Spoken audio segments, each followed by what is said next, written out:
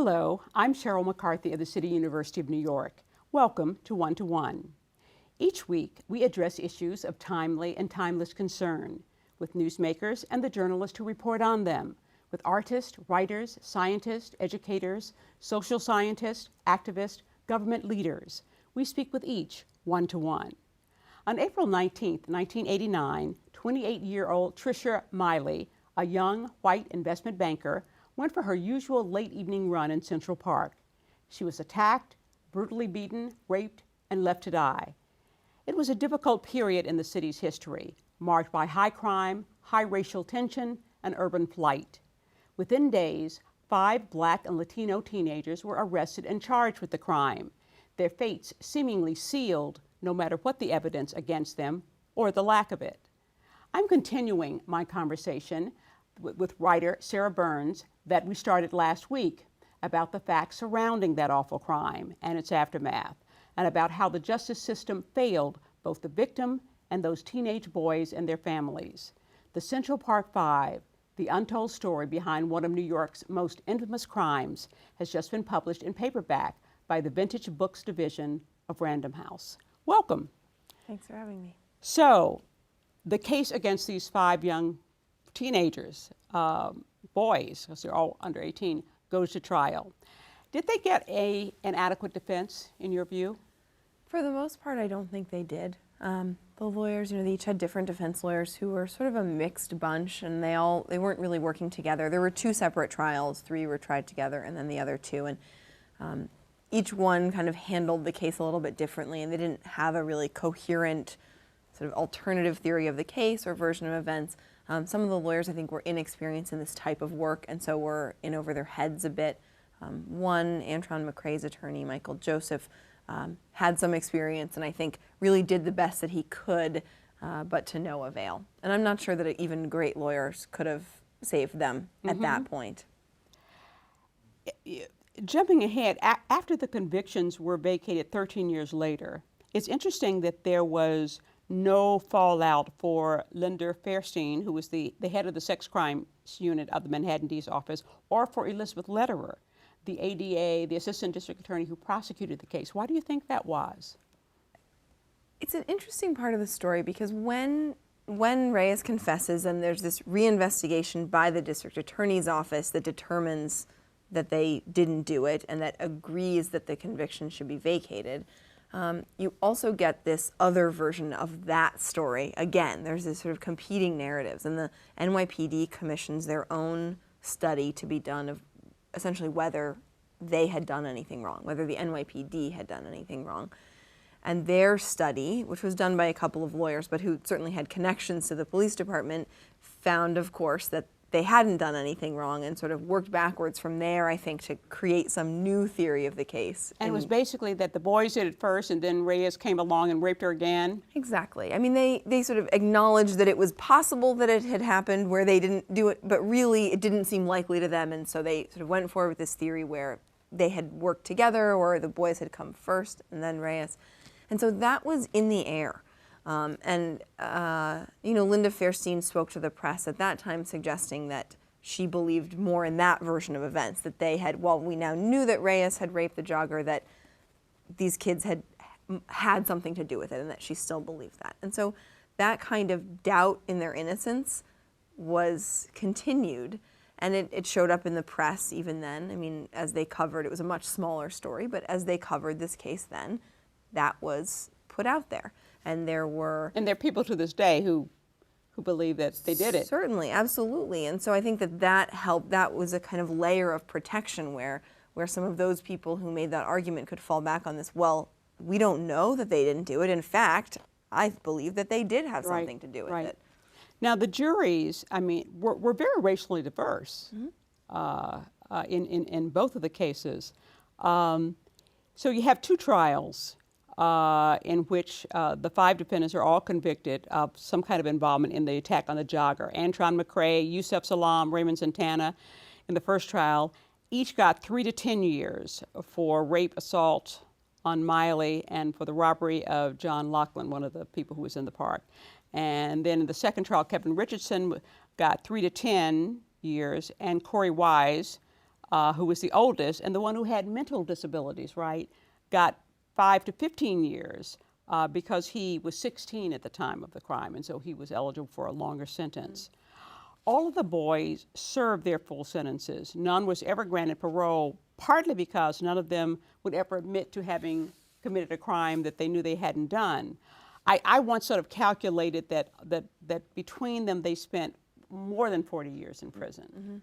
What was their incarceration like? How did they do in prisons? Some of them went to juvenile facilities first and then to adult prisons. So what was that experience like for them? Right, the four who were subject to these juvenile sentencing limitations had slightly shorter sentences because of that, and they served in juvenile facilities until they were 21, which were certainly no picnic at all. They were still dangerous places and had young men who were violent criminals, and I think that was certainly a scary experience. But they all described it as being nothing compared to what happened when they went to the adult facilities at 21. Corey Wise, who was treated as an adult for the purposes of the sentencing and had a longer sentence, also went straight into the adult facilities at 16 years old. And so he suffered that experience from the beginning. And as you mentioned, he had some hearing problems and some learning disabilities and was really the least equipped to handle what was being thrown at him here. And he was the one who served the longest sentence? He served the longest sentence simply because he was 16. He was actually convicted of slightly lesser crimes than the others, because he'd given 4 different statements that were so confused and each different from the other that I think the jury saw that there were problems there, and he was convicted of lesser crimes. But the others were limited to 5 to 10 years. That's the maximum you can because they were give younger. a juvenile. It seemed that they were fairly model prisoners. I mean, they all completed their GEDs in prison. Several of them got college associate degrees. They were pretty well behaved. Yusuf Salam was very much involved with the Muslim community in prison. And there were, Raymond Santana's mother died while he was in prison. But their families pretty much supported them, visited them while they were in prison. Absolutely. I mean, many of them had family members who would visit every week, every holiday, everything. I mean, Kevin Richardson was the youngest and had 4 older sisters, and his mother and sisters would come up for every holiday and bring a turkey, and I mean their families definitely really stood by them throughout that time. Then in 2002 comes, and I'll get you to pronounce it. Is it Matias Reyes? I think it's Matias Reyes. Matias Reyes. Came the confession from him. How did it come about? It's an amazing story, actually. He and Corey Wise had been both at Rikers Island in 1989 or 90 awaiting their trials. He eventually pled guilty to a series of other rapes that he committed, though he was never tied to this one back then. They were at Rikers Island together, and they got into an argument over what channel the TV was on. Flash forward 13 years, they're again in the same facility, maximum security prison in upstate New York, and Reyes approaches Corey. And of course, Reyes knows who Corey is and knows that he is serving time for the Central Park jogger rape. And he apologizes to him for this argument that they'd had years earlier, and Corey says, "Don't worry about it. It's behind us. It's in the past. It's not a big deal." And they have this nice conversation, and Reyes realizes that this guy is still serving time for this crime that he himself had committed, and it's been 13 years. And so after that, he begins to approach authorities in the prison to talk about confessing. So he doesn't tell Corey, and Corey is released soon after that because he had completed his sentence. But Reyes then sets in motion this whole new investigation into the case based on his confession. It's amazing to me that people were given the notoriety of the case and the fact that people figured, we got the right ones and now they're in prison, that anybody listened to Reyes, because they didn't have to. I mean, they could have just blown him off, and it could never have gone any further than that. It seems to me that it's to the great credit of Manhattan District Attorney Robert Morgenthau that he appointed a 2-person committee to thoroughly reinvestigate the case. and it was this report which decided that the Central Park Five had not done it. Was it the DNA test that showed that the semen was Reyes's DNA that was found on the jogger? Was that really the dispositive thing? Yeah, absolutely. That was the beginning of their investigation. I mean, before they even considered doing the investigation, they tested his DNA, which they luckily still had the samples on file from this case, and were able to determine that he had raped the jogger. And so that made it worth it to go back and hear what he had to say about it and to check out his whole story, because all that initially proved was that he had raped the jogger. And initially the prosecution's theory of the case to explain away this lack of DNA evidence was that there had been another kid in the group who they hadn't caught. And so the district attorney's office went back and determined whether, as Reyes claimed, he had acted alone and had not just been a member of the group. And that's what he told them, and his story held up. It did. Right. I remember going to one of the press conferences. I don't know if it was the original, it was the DA's press conferences or a press conference that the defendant's lawyers held, but it was a press conference to announce that, to basically say that these convictions have been vacated. And I remember looking over at Yusuf Salam's mother and feeling just so badly.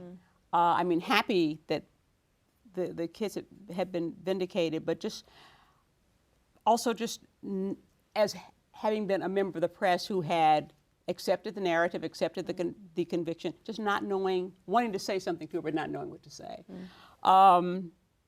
So the police and as you said, and the assistant district attorneys did not respond well to Morgenthal's report. You know, they, as you said, they did their own report and maintained the convictions had been correct and that there was this alternative version of it. And all of the charges against the boys, both the rape charges and the assault charges against the other man in the park, were all vacated. But New Yorkers still maintain the boys were guilty. Why do you think it's so hard to give up that original narrative? I think part of it is just not wanting to admit that you're wrong. People really bought this story. Been so wrong about something with such consequences. Exactly, and people were so convinced. I mean, it was the narrative of this story was a very powerful one, and so I think people really, it's hard to completely change your perspective on that. Certainly in the case of people who are responsible in some way for that, I think it's even harder, because that admitting that you got it wrong also means admitting that you played some role in this terrible thing that's happened to these people. So I think it's just very difficult for people to let go of that. Yeah. We're going to take a short break. Then we'll be back with more with Sarah Burns right after the following message.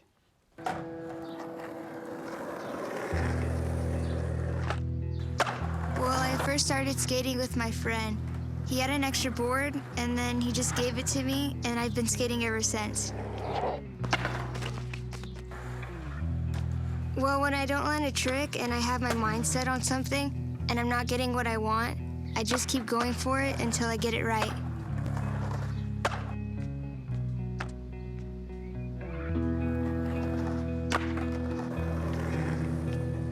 My mom, she didn't go to college, so she wants me to experience that whole thing, and so I could end up getting like a good job.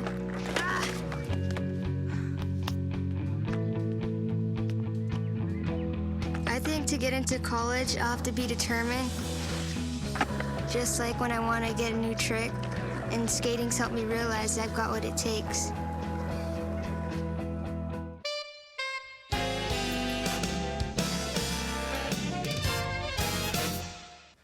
Welcome back to One to One.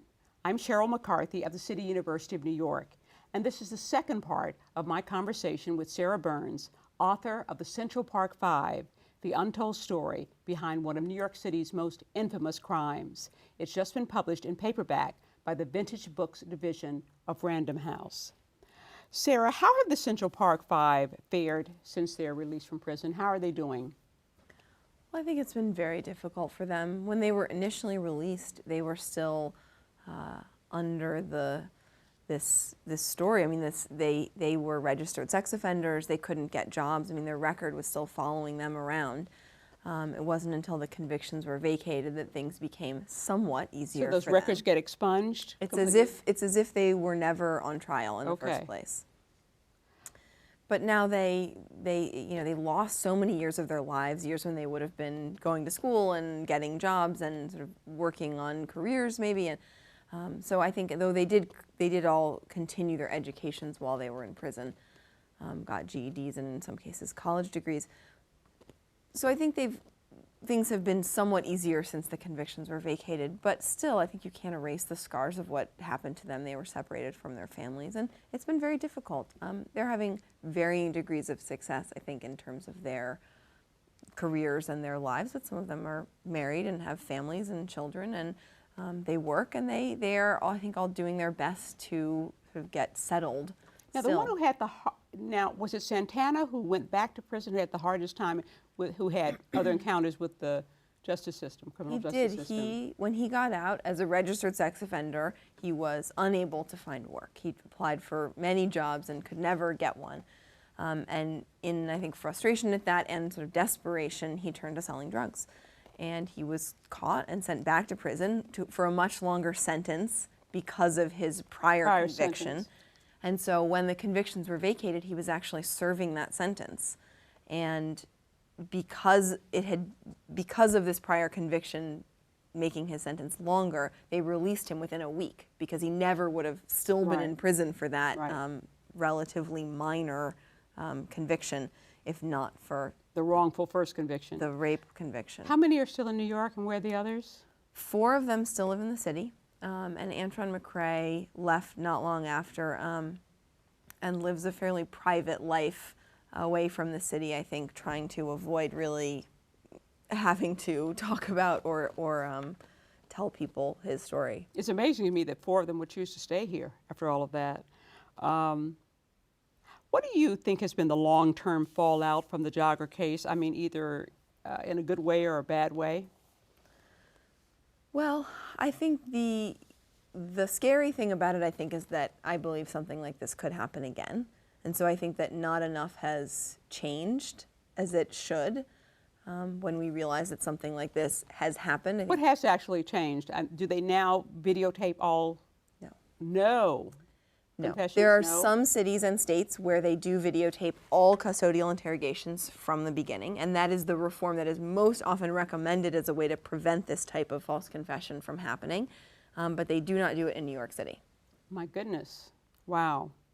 Well, certainly the case, not that this wasn't there already, but certainly fostered a great mistrust of the criminal justice system, certainly on the part of the black community. Who do you blame most for this miscarriage of justice? Was it the police, the DA's office, the press, the public figures who waged against the Central Park jogger? Are they all equally culpable, or what do you think?